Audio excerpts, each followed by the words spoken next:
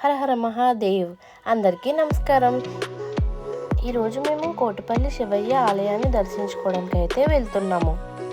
చూసారు కదా, ఎంట్రన్స్ నుంచి అయితే చాలా ఎక్కువ మంది పోలీసులు అయితే ఉన్నారు. ఈ టెంపుల్ అయితే చాలా ఫేమస్ అనమాట. సో అందుకనేసి ఇంత సెక్యూరిటీ అయితే ఉంది.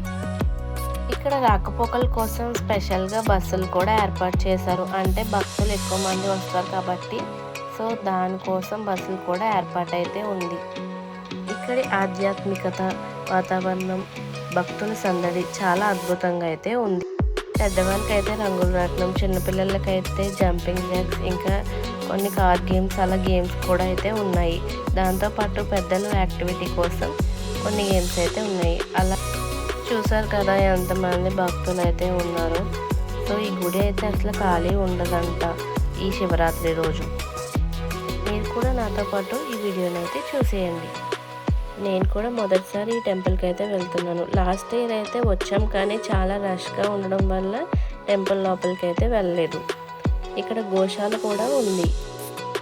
తర్వాత అయితే అలా గుడి లోపలికి అయితే వెళ్ళాము. చూసారు కదా ఎంతమంది జనం ఉన్నారు. పైన అయితే దీపాలు వెలిగించడానికి అయితే దీపాలు వెలిగించే వాళ్ళు వెలిగిస్తున్నారనమాట. చూసారు కదా, ఇదే కోటిపల్లి శివాలయం టెంపుల్ అనమాట. ఇదంతా బయట. ఇలా అయితే మేము లోపలికి వెళ్ళాము.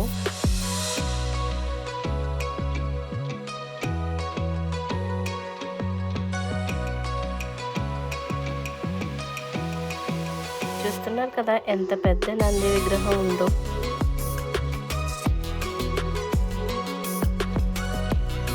అది చూపిస్తున్నాను కదా, అదే గర్భగుడి ద్వారం. అంటే అక్కడ వీడియో తీయనిస్తారో లేదా అనేసి ముందుగానే మీకైతే చూపిస్తున్నాను. జనాలు ఎక్కువగా ఉండడం వల్ల దర్శనం అయితే వీడియో తీయలేకపోయాను. సో కనిపించిన మాటకి వీడియో అయితే తీసాను. చూడండి మీరు కూడా. ఇలా మా దర్శనం అయితే కంప్లీట్ అయిపోయింది.